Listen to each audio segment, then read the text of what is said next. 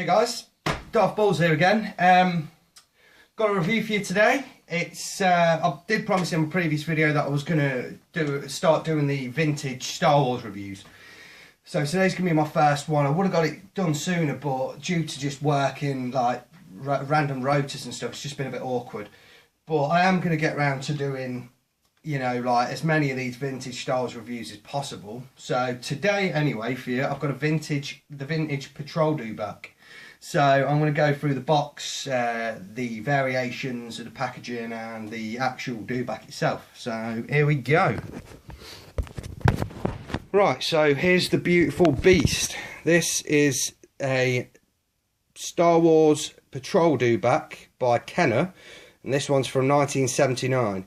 It's the very first creature that they ever produced in the Star Wars line. So let me just move that out of the way for the time being. So as I said, this version is the very first version they released of the Dewback in 1979, but they also later released a Empire Strikes Back logoed box, but that one was only released in Canada, so they never actually got that in the US. Plus the Canadian one also, in some cases, was released with a Stormtrooper action figure as well, which is something different because you don't normally see that with the original vintage stuff. It's normally always action figures not included or sold separately. And then also later on, in right near the latter end of the Star Wars Kenner line, they in 1984 they went back and released a load of original Star Wars logo stuff in a thing called the Collector's Series. So basically what it would have been was the exact same packaging as we have here, but there would have been a little starburst flash thing just here saying Collector's Series. And they did that with a few of the original vehicles, just sort of because they were such good sellers in 78 to sort of 79, 80. They decided to re-release them at the sort of back end of the Jedi run. So anyway, the version that I've got before you today is the 1979 version. It's the very first one they released, and this is a US release. They were never released in the UK or in anywhere in Europe. It's a beautiful, beautiful piece. I paid for this one at a toy convention. I paid £135 for it in this condition. I believe you can get it a little bit cheaper in some places, but again, it's just down to the condition of the actual toy and the box itself. The imagery on the box, anyway, I want to really go into this because as it's the thing with the vintage Star Wars stuff, I believe in some ways the box is as important as the actual toy itself. It's now become art, you know, it's pop art. It's absolutely stunningly beautiful. And basically when I look at the packaging, the first thing you see is that giant Star Wars logo with the really cool Luke and Leia picture just to the left of it, and then it will come round. It's got this big racetrack around the old outside edge of the packaging itself. Looks really, really beautiful. And at the bottom right there, as always with all of the Kenner stuff, you've got the really cool distinctive Kenner logo, and the main picture with all of the near enough all of the vintage Star Wars stuff, it's images of the actual toys in little dioramas, scenes. Really cool. And basically, so what they've done here, you've got the Stormtroopers pictured, just all sort of stood around and on top of the Dewback itself. But the thing I find really funny is obviously these guys are out to hunt for the droids on Tatooine. So what you've got here in the corner is a cool little picture of Luke, Obi-Wan and the droids hidden behind a rock, kind of spying on the troopers. I find it really, really funny. Really cool packaging, as I've said. And the left here we've got the action figures not included and the contents of the piece itself. And as we go round onto the top of the box is basically pictured with a little boy from, you know, very, very sort of 70s looking lad playing with and sort of showing you the features of the actual toy itself. And if you'll notice just here, I've actually got, there's a Toys R Us sticker on there. So that is basically the sticker that would have been on there back in 1979 when someone bought it at Toys R Us. And if you look closely at the price there, that's $5.87. And obviously I've told you how much I paid for it, so it's a lot less money paid back then for it than I did. But beautiful piece nonetheless. We've got some cool imagery on the sides of the packaging. Both sides are the same. It's or are they? They are the same, yes. It's the Snow Trooper atop the Dewback, sort of a picture from on set of the movie. And again, we've got more of the features of the Dewback. And the underside is the same, and so is the reverse. So there's the packaging. Lovely, lovely box. One of my favourite boxes. But now onto the toy itself.